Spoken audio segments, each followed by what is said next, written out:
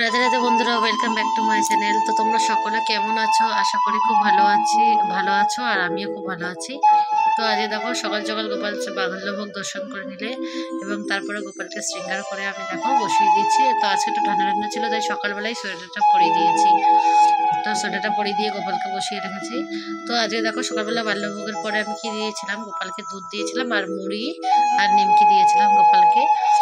তো কারণ আছে, একটু তাড়াতাড়ি করছিলাম, কারণ হচ্ছে আমার একজন ক্লায়েন্ট আসবে। তার একটু ফেসিয়াল করার ব্যাপার আছে আর স্পায়ের ব্যাপার আছে। তো ওই জন্য আমি কিন্তু তাড়াতাড়ি করে অন্যটা করে নিচ্ছি। অন্যটা কিন্তু দেখো আমি টিফিন করিনি আজকে, এই জন্যই, যাতে আমি সকাল সকাল রান্নাটা করতে পারি। তো রান্নাটা হয়ে গেলে কিন্তু আমি বললাম যে আসবে তার কাছে চলে যাব। তো আজ যে কুমড়োটা করছি, কারণ হচ্ছে কুমড়োটা অনেক দিনই হয়েছে এনেছে, তো দেখছিলাম এটা একটু খারাপ হয়ে যাচ্ছিল। তো আমি বলি না, আজকে এটার একটা ব্যবস্থা করতেই হবে, এর একটা গতি করতে হবে। তো আমরা সকলেই গোবিন্দ চরণে যাওয়ার জন্য নিজেকে তৈরি করি। তো কুমড়োটারও গতি যেন সুগতি হয়, ওই জন্য আমি ওকে গোপালের চরণে অর্পণ করার জন্য আজকে কুমড়ো আলুর ছক্কা সকালেই করে ফেললাম। নইলে এটা আমি রাতে করতে পারতাম, কিন্তু আমি করলাম না, যেহেতু সকালবেলা আমি টাইম আছে, তার সকালেই করে নিই। তো দেখো আমি সকাল সকাল কুমড়ো আলুর ছক্কা বানিয়ে নিয়েছি। তো আলুটা আমি কিন্তু একদমই অল্প দিয়েছি, আর কুমড়োটাও দেখো লম্বা লম্বা করে বানিয়েছি, তোমরা চাইলে চৌকো চৌকো বানাতে পারো। তো কুমড়ো তো এমনি গলে যায়, তো ওই জন্য আমি বেশি একটু বড় বড় রাখলাম, যাতে দেখতে ভালো লাগে। তো দেখো আমি লো ফ্লেমে দিয়ে কিন্তু সিদ্ধ করে নিচ্ছি, আর এদিকে দেখো বেগুনটা ভেজে নিয়েছি। তো আজকে কয়েকটা আইটেম করছি, ওই জন্য আমি তো তাড়াতাড়ি করছি, যাতে তাড়াতাড়ি হয়। আর তোমরা চাইলে কুমড়ো আলুর ছক্কাটাকে অন্যভাবেও করতে পারো। অনেকে পাঁচফোড়ন দিয়ে করে, আমি কিন্তু কালো জিরা ফোড়ন দিয়ে করলাম। তো আমার কালো জিরাটা বেশি ভালো লাগে, পাঁচফোড়নটাই বেশি ইউজ করি না কোনো কিছুতে, একদমই ভালো লাগে না ওর ফ্লেভারটা আমার। তো এরপরে দেখো আমি ফুলকপি আলু যে রসা করবো। তো ফুলকপি আলুর রসাটা বানিয়ে নিলাম, এটা হতে হতে। তো আমি কিন্তু একটা বসিয়ে দিই আর একটা কিন্তু সবজি বানাতে থাকি। এই নয় যে আমি সবগুলো বানিয়ে নিই তারপর রান্নায় যাই, একদমই করি না। কারণ আমি জানি যে ওই যেটুকুনি টাইমে একটা সবজি রান্না হতে টাইম লাগবে, সেটুকুনি টাইমে আমি আর একটা সবজি বানিয়ে নিতে পারবো। তো এই জন্য কিন্তু আমি সবসময় এটাই করি। আর এইখানে দেখো ক্যামেরাটা জুম হয়ে গেছিলো, ফট করে বুঝতে পারিনি। তো এই যে দেখো আমি তেলটা গরম করে নিয়েছি, আর শুধু জিরা ফোড়ন দিয়ে নিচ্ছি অল্প কটা। আর তার মধ্যে আমি দিয়ে দেবো শুকনো লঙ্কা। তো দিতেও ইচ্ছে হচ্ছিলো, কিন্তু তারপর ভাবলাম যে না, পেটটা ব্যথা ব্যথা করছে, শুকনো লঙ্কা দেওয়ার কোনো দরকার নেই। তো শুধু জিরা দিয়ে চালিয়ে দিলাম। আর এই দেখো ফুলকপি আলুর রসা করছি, কিন্তু আজকে দেখো আমি মশলাও করবো না, আমি কিন্তু সবই গুঁড়ো ইউজ করছি। তোমাদেরকে আমি বলছিলাম যে পেটটা কেন জানি না খালি খালি ব্যথা করছে, তো এখনও এরকমই হয়ে চলেছে, জানি না কীভাবে ঠিক হবে। তোমাদের জানা থাকলে অবশ্যই জানিও। তো এই জন্য আমি ফুলকপি আলু দিয়ে দেখো রসাটা করছি, আর আলুটা ভাজা বসিয়ে দিয়েছি, আলু আর ফুলকপিটা। তোমরা চাইলে আলাদা আলাদা ভাজতে পারো, তো আমি টাইম নষ্ট করতে চাই না, একেবারেই হয়ে যাক তাতেই। নাড়ে দেখো টমেটো দিয়ে দিলাম, যেহেতু আমি আজ পেস্ট করছি না, তোমাদেরকে বললাম পেস্ট করবো না।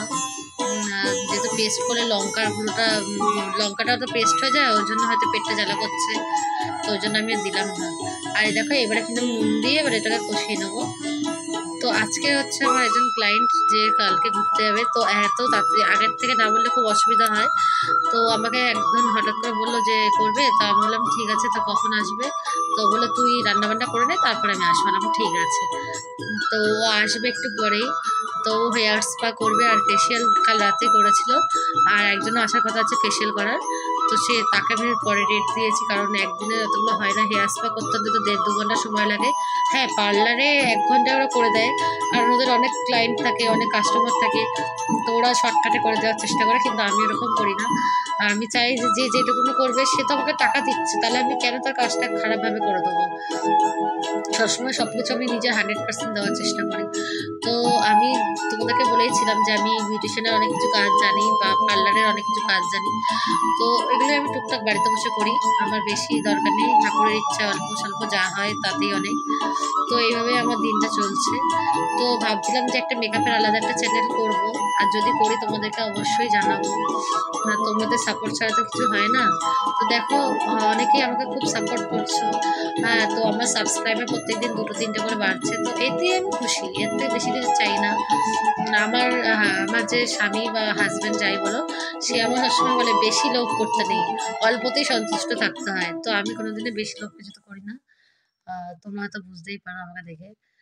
তো আমি সবসময় চাই যে না, সবাই সবাই ভালোটাই যেটা করবে সেটা ভালোই হবে। তো ভগবান যা করে সব ভালোর জন্যই হয়। তো ওই জন্য আমি সব কিছুতে বেশি লোভ করি না। তো এই দেখো তোমাদের সাথে গল্প করতে করতে ফুলকপি আলুর রসাটাও কিন্তু হয়ে গেছে, আলুটা দেখেছো একদম পারফেক্টলি সেদ্ধ হয়ে গেছে।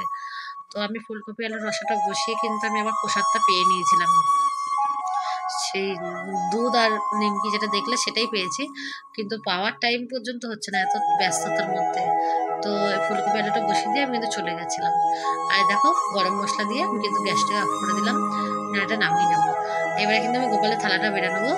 তো দেখো গোপালকে আজকে আমি থালাটা তোমাদেরকে দেখাচ্ছি সাজানোটা, যেহেতু এটার জন্য একটা শর্ট করতে হবে তাই তোমাদের সাথে একটু শেয়ার করে দিলাম। যারা শর্ট না দেখতে পারো ব্লগ দেখো তারা একটু দেখবে, এই জন্যই করলাম। তো এই দেখো কুমড়ো আলুর ছক্কা, বেগুন ভাজা, আর এদিকে আলু ভাজা দিয়েছিলাম একটা, তো আলু ভাজাটা মেখে নিয়েছি, আর কটা পাঁপড় ভেজে নিয়েছি। তো পাঁপড় ভেজে নিয়েছি দেখো, আর ফুলকপি আলু দিয়ে রসা, ব্যাস আজকে আর কিছু করিনি। ভাবছিলাম যে শশাটা বানিয়ে দেবো, তাও ভাবলাম কি শশাটা আজকে দেবো না, আগের দিন শশা দিয়েছিলাম গোপালকে, দেখলাম তিতো, তো ভয়টা আজকে আর দিলাম না। তো এই যে দেখো তুলসী পত্র নিবেদন করছি, এরপরে আমি ভোগটা লাগিয়ে দেবো, দিয়ে তোমাদেরকে ভোগে দর্শন করে দেবো। তো সকাল সকাল গোপাল সোনাকে অন্ন পাইয়ে দিচ্ছি, এখন বাজে পুরো 12টা, একদম এদিক ওদিক কিছু হয়নি, পুরো 12টা বাজে। তো এই দাও, তারপরে তোমাদেরকে ভোগ দর্শন করে দিচ্ছি, এটা আবার কিছুক্ষণ পরে ভোগ দর্শন তোমাদেরকে করে দিলাম। তখন তো নিবেদন করে দেখালাম, এবার ভোগ দর্শন করে দিলাম। আর এই যে এরপরে আমি প্রসাদটা পেয়ে নিয়েছিলাম, তো তাড়াতাড়ি করে পেয়ে নিলাম। আবার তারপরে আমার ক্লায়েন্ট চলে এসেছিলো, তাকে স্পা করে দিয়ে আমি আবার বিকালবেলা একটু আমার কাকিদের বাড়ি গেছিলাম। তো আমাদের কাকিদের বাড়িতে দেখো দরজায় কত সুন্দর একটা রাধাকৃষ্ণ আছে, আর এই দেখো ওয়ালে একটা মেরেছে স্টিকার, তো এত সুন্দর লাগছিল, এলইডি লাইট ছিল, খুবই ভালো লাগছিল। তো ওদের ঘরে কিছু কিছু ঠাকুরের ছবি আছে, তোমাদেরকে একটু দর্শন করালাম। সবসময় তোমাদেরকে শুধু আমার ঘরে এই জিনিসই দেখাই, তো আমার একটু ইচ্ছা হলো যে ওদেরটা একটু দেখাই। তো রাধাকৃষ্ণ কত সুন্দর, দেখো একটা যুগল মূর্তি, কত সুন্দর লাগছে। আর দেখো এটা হচ্ছে তোমরা নিশ্চয়ই বুঝতে পারছো এটা ইস্কনের, এটা রাধা মাধব, কত সুন্দর লাগছে, দর্শন করে নাও। তো এরপরে আমি আবার বাড়িতে চলে এসেছিলাম।